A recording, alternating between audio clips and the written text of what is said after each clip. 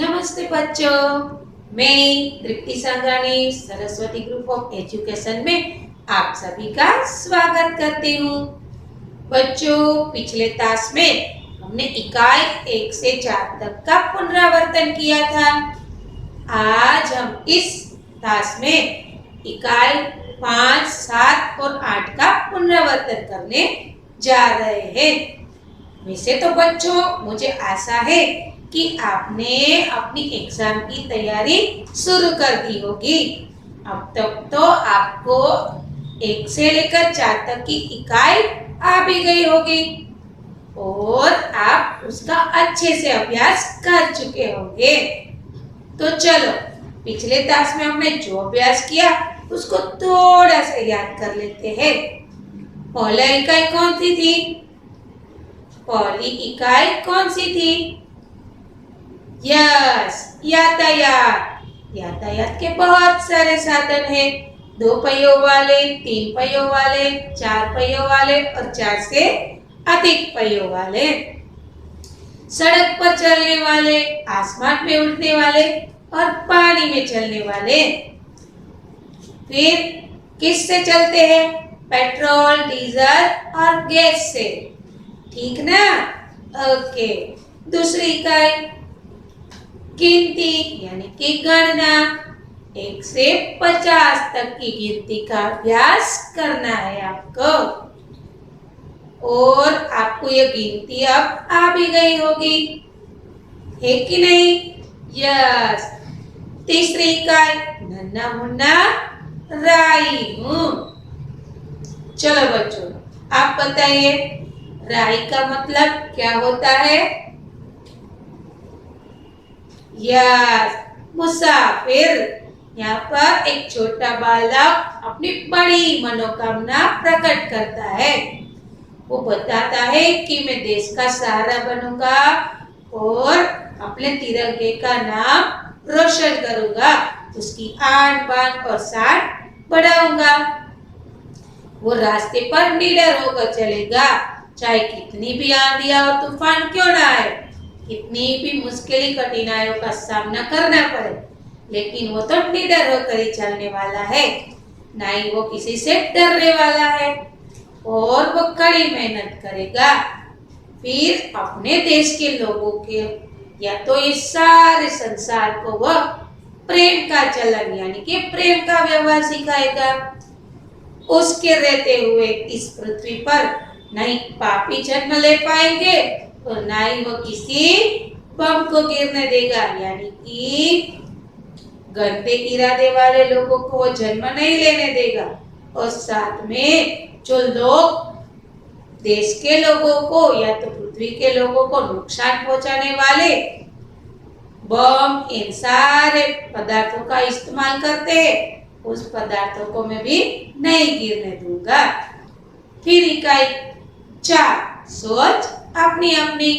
प्रकृति की गोद में बसे हुए गांव का चित्र। क्या था? पंछी आसमान में उड़ रहे थे, सुबह का समय था, बहुत सारे घर थे, घर के पीछे नारियल के पेड़ थे, एक मंदिर था, उस पर ध्वजा थी, किसान खेत की ओर जा रहा था, चरवाहा अपनी भेड़ बकरियां चराने जा रहा था, कुत्ता रास्ते पर खड़ा था। ये सारे चित्र हमने देखे थे। ठीक है, अब हम अपनी बात करेंगे इकाई नंबर 5, 7 और 8। 5 है चिड़ियाघर की सैर। बच्चों बताइए चिड़ियाघर यानी कि क्या? यस, जहां बहुत सारे प्राणी और पक्षी एक साथ देखने को मिलते हैं, उसे चिड़ियाघर कहा जाता है, जिसे आप प्राणी संग्रहालय भी कहते हैं। ठीक है, गीता अपने दादाजी के साथ चिड़ियाघर गई थी। वह चिड़ियाघर पहली बार गई थी, उसे चिड़ियाघर जाने में बहुत मजा आया। चिड़ियाघर में तरह तरह के पक्षी और तरह तरह के पशु यानी कि जानवर दिखाई दे रहे थे। चलो आगे बढ़ते हैं। वह अपने दादाजी के साथ चिड़ियाघर जाती है। चिड़ियाघर की शेर के लिए उसने दादाजी को कहा था और दादाजी उसे ले जाते हैं। वहां पर उसने एक बंदर को देखा। बंदर को लोग मूंगफली और केला खिला रहे थे। वैसे तो चिड़ियाघर के पशुओं को कुछ भी खिलाना सही नहीं होता। वहां पर इन चीज वर्जित है, यानी कि वहां पर पशुओं को खिलाना निषेध है। हम उसे कुछ भी खिला नहीं सकते। लेकिन कुछ लोग इस बात को मान नहीं रहे थे और बंदर को मूंगफली और केला खिला रहे थे, जो कि गलत है। फिर वहां के पशुओं को छेड़ना भी वर्जित है, यानी कि निषेध है। हमें उसको छेड़ना नहीं चाहिए, ना ही उसको चिढ़ाना चाहिए। उसको दूर से ही देखना चाहिए और उसका आनंद उठाना चाहिए।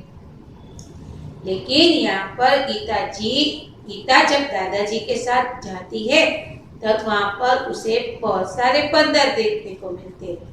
लेकिन कुछ लोग बंदर को मूंगफली और केला खिला रहे थे, जो कि गलत है।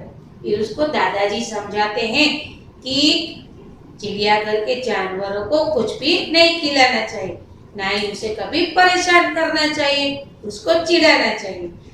वहां पर एक लंगूर था, यानी कि काले मुंह वाला बंदर, उसको लंगूर कहा जाता है। गीता ने वो देखा। फिर उसने तालाब में बहुत सारी मछलियां और बतख देखी। आगे उसने देखा कि शेर के पिंजरे के पास बहुत भीड़ लगी हुई है, यानी कि शेर को देखने में लोग बहुत मशगूल है। वैसे भी शेर को देखना किसे नहीं अच्छा लगता, दूर से देखना तो बहुत अच्छा लगता है, ठीक है ना। फिर गीता ने कछुए को देखा। उसने दादाजी को पूछा कि कछुए के सिर पर पत्थर जैसा क्या है। तब दादाजी ने बताया कि वह उसका रक्षक है, वह उसका कवच है। जब उसे किसी से डर लगता है तब वो उसके कवच के नीचे सिकुड़ कर बैठ जाता है, यह उसका कवच है। लेकिन गीता उसे पत्थर जैसा कुछ समझ रही थी। फिर सबसे बड़ा पक्षी देखा उसने। आप बताइए उस सबसे बड़े पक्षी का नाम क्या था? या शुतुरमुर्ग। सबसे बड़ा पक्षी शुतुरमुर्ग था। और एक विदेशी पक्षी भी उसने देखा जिसका नाम था काकातुआ, ठीक है। उसको चिड़ियाघर देखने में बहुत मजा आया, क्योंकि वहां तरह तरह के जानवर और पक्षी उसको देखने को मिले। फिर तालाब में उसने रंग बिरंगी मछलियां और बतख देखी। साथ में उसने कछुआ, फिर काका कौआ, शुतुरमुर्ग, ये सारे पक्षी भी देखे। शेर देखा, बंदर देखा, लंबी गर्दन वाला जिराफ भी उसने देखा।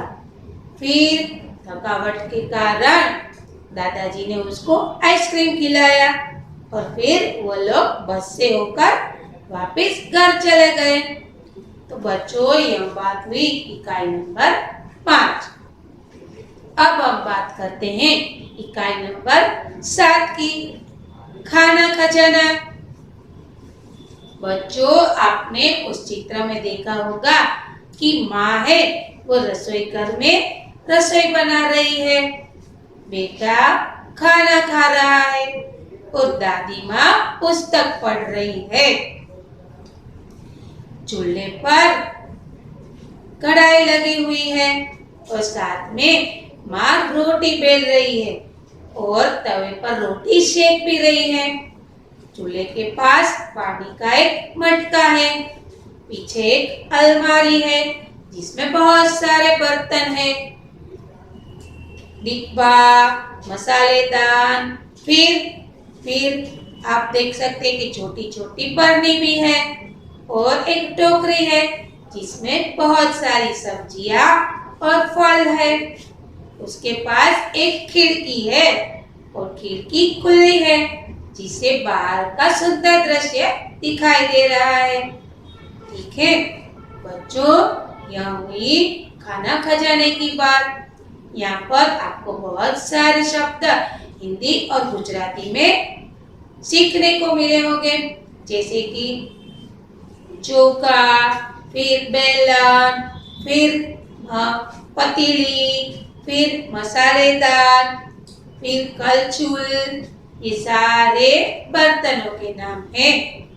फिर बहुत सारे फल और सब्जियों के नाम भी दिए गए हैं हिंदी और गुजराती में। सेब, अंगूर, ठीक है, आम, ये सारे फलों के नाम है। फिर अब सब्जियों की बात करें, बैंगन, फिर लौकी, ये सारे सब्जियां हैं। तो बच्चों आपको इन सभी नामों को भी अच्छे से पढ़ना है। ठीक है, आपको फिर से दोहरा देती हूँ। चित्र में आपको दिखाई दे रहा होगा कि माँ है वो खाना पका रही है और गैस के पास बैठी है। गैस के ऊपर कढ़ाई है और एक तवा है जिस पर माँ है वो रोटी सेक रही है। ठीक है, एक कुकर भी है जिसमें शायद सब्जी बनी होगी। माँ रोटी पका रही है और लड़का खाना खा रहा है। चूल्हे के पास एक पानी का मटका है और दादी माँ किताब पढ़ रही है। अब बात करते हैं इकाई नंबर 8 की, भरत मिलाप। बच्चों आपको कुछ याद आया? यस, सीता राम और लक्ष्मण के साथ वन में चली जाती है, क्योंकि जो भरत के माता थे कैकेयी जी, वो चाहते थे कि राम को वनवास मिले और पूरे राज्य की जिम्मेदारी भरत को दी जाए। लेकिन भरत अपने भाई से बहुत प्रेम करते थे, यानी कि भगवान श्री राम से उसको बहुत लगाव था। उसका वो आदर भी करते थे। उसको राज्य बिल्कुल नहीं चाहिए, वो तो राम के साथ ही रहना चाहते थे। लेकिन राम भगवान है, वो अपने पिताजी के आदर्श का पालन करते हैं और 14 वर्ष वनवास चले जाते हैं। साथ में सीता जी और लक्ष्मण भी जाते हैं। भरत को वो बताते हैं कि तुम्हें राज्य की जिम्मेदारी लेनी है और अच्छे से इसका संभालना है, पूरे राज्य को और राज्य की प्रजा को। लेकिन भरत राम को लेने के लिए वन में जाते हैं और साथ में ही राज्य के बहुत से लोगों और सैनिकों को भी ले जाते हैं। उसे दूर से आते हुए देखकर राम, सीता और लक्ष्मण जहाँ पर वन में ठहरे हुए थे, वहां पर एक कुटिया बनाई हुई थी। कुटिया के बाहर लक्ष्मण, राम और सीता बैठे हुए थे। कुछ देर के बाद उसे किसी के आने की आहट सुनाई दी। तब लक्ष्मण ने देखा कि उसे भरत दिखाई दे रहा है, तो उसको क्रोध आया। लक्ष्मण जी को लगा कि शायद भरत उसके साथ युद्ध करने के लिए आ रहे हैं। लेकिन राम भगवान उसको बताते हैं कि तुम व्यर्थ में गुस्सा करते हो। इतने साल साथ रहने के बाद भी तुम अपने भाई भरत को नहीं पहचान पाए। वो यहाँ पर युद्ध करने के लिए नहीं आ रहा है। फिर भरत भगवान श्री राम से मिलते हैं और उन्हें बताते हैं कि आप मेरे साथ राज्य में वापस चलिए। मैं वहां पर राज्य नहीं करूंगा और ये सारे राज्य की प्रजा भी यही चाहती है कि आप ही उस राज्य के सिंहासन पर बैठिए और पूरे राज्य का राजकाज कीजिए। मैं तो आपके साथ ही रहना चाहता हूँ। लेकिन भगवान श्री राम उसको बताते हैं कि नहीं, मुझे पिताजी की आज्ञा का पालन करना जरूरी है। भरत बताते हैं कि आप राजा है और राजा का कर्तव्य है प्रजा का कल्याण करना। फिर भगवान श्री राम बताते हैं कि प्रजा का कल्याण करने के लिए तुम वहां पर हो, तुम्हें इस राज्य को संभालो और मैं अपने पिताजी के आज्ञा का पालन करूंगा। बहुत समझाने के बाद भरत मान जाते हैं, लेकिन बाद में वो भगवान श्री राम से उसके खड़ाव यानी कि जो पैरों में चरणों में जो पहनते हैं उसे खड़ाव करते हैं।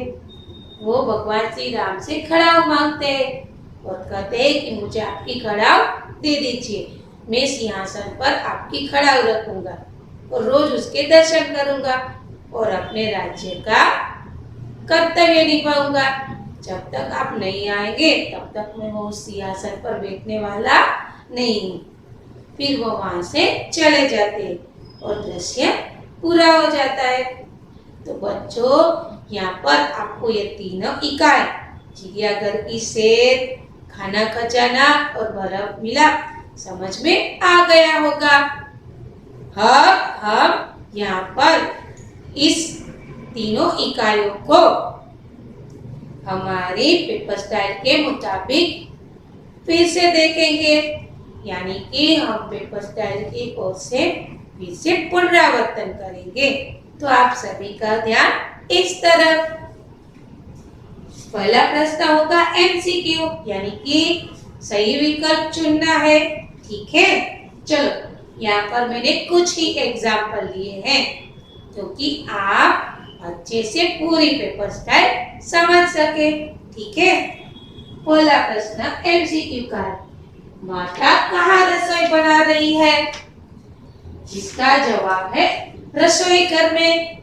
तो आपको सी के सामने टिक लगाना है। फिर भरत किसका भाई था? भगवान श्री राम का। तो आपको टी के सामने टिक लगाना है।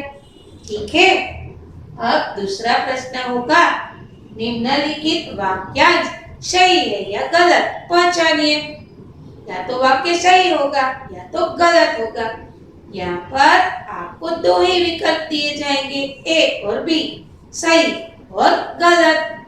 आपको वाक्य अच्छे से पढ़ना है और सही उत्तर का चुनाव करके वहां पर टिक लगाना है। जैसे कि राम, सीता और लक्ष्मण वन में गए, तो ये जवाब सही है, यानी आपको ए के सामने टिक लगाना है। पानी का मटका छत पर था, यह वाक्य गलत है, तो आपको बी के सामने टिक लगाना है। ठीक है, अब देखते हैं प्रश्न 5 से 6। कोष्टक में से सही उत्तर ढूंढकर रिक्त स्थानों की पूर्ति कीजिए। यहाँ पर आपको ऊपर पहले ही विकल्प दे दिए हो गए होंगे, आपको उस विकल्प को ध्यान से पढ़ना है और कौन सा विकल्प कौन से रिक्त स्थान में आता है वो ध्यान से देखकर बाद में ही टिक करना है। देखिए, रसोई घर में खाली जगह का चूल्हा है, किसका चूल्हा है? गैस का, तो आपको पी के सामने टिक लगाना है। अब बात करते हैं प्रश्न नंबर 6। बंदर को लोग खाली जगह खिला रहे थे, क्या खिला रहे थे? मूंगफली, यानी कि ए, तो आपको ए के सामने टिक लगाना है। ठीक है, अब आगे देखते हैं, अ का ब से मिलान कीजिए, यानी आपको ए के साथ बी को जोड़ना है और सही विकल्प चुनना है। देखिए, केला, यह क्या है? द्रव्यवाचक संज्ञा, दुख भाववाचक संज्ञा और पेड़ जातिवाचक संज्ञा, यानी कि 7 के सामने क्या आएगा? बी, 8 के सामने क्या आएगा? सी और 9 के सामने ए, तो उसका सही विकल्प यह है ए, तो आपको ए के सामने टिक लगाना है। बच्चों, यहाँ पर आपको खास ध्यान देना है क्योंकि हड़बड़ी में कुछ गलती ना हो जाए, इसके बारे में आपको खास ध्यान रखना है। यदि सही विकल्प नहीं चुना गया और किसी गलत जगह पर टिक कर दिया तो आपका ये प्रश्न रॉन्ग हो जाएगा। ठीक है, आपको ध्यान से देखना है कि 7 के सामने क्या आ रहा है, 8 के सामने क्या आ रहा है और 9 के सामने क्या आ रहा है। ये सारी चीज अच्छे से देखकर फिर ही आपको उत्तर सिलेक्ट करना है और उसके सामने टिक लगाना है। ठीक है, अब बात करते हैं निम्न प्रश्नों के उत्तर एक शब्द में लिखिए, यानी कि आपको एक ही शब्द में उत्तर देना है। वैसे तो ये एमसीक्यू के रूप में ही है, इसलिए आपको इसमें बहुत दिक्कत नहीं होगी। लंगूर का मुंह कैसा होता है? एक ही शब्द में उत्तर है काला, तो आपको सी के सामने टिक करना है। ठीक है, लड़का क्या खा रहा है? उसका जवाब है खाना, यानी कि पी, तो आपको पी के सामने टिक करना है। ठीक है बच्चों, मैं आशा करती हूँ कि आपको इन तीनों इकाई का पुनरावर्तन अच्छे से समझ में आ गया होगा और यहाँ पेपर स्टाइल भी आपके दिमाग में अच्छे से फिट हो गई होगी। ठीक है, यहाँ पर मैं अपना टास्क खत्म करती हूँ। टास्क खत्म करने के बाद आपको एक पेपर सॉल्यूशन दिया जाएगा वर्कशीट के रूप में। उसमें पेपर स्टाइल के हिसाब से सारे प्रश्न होंगे, साथ में उसके उत्तर भी दिए गए होंगे। आपको अच्छे से इसकी कॉपी रफ बुक में करनी है और साथ में लर्न भी करना है। ठीक है, तो बच्चों यहाँ पर मैं अपना टास्क खत्म करती हूँ। धन्यवाद।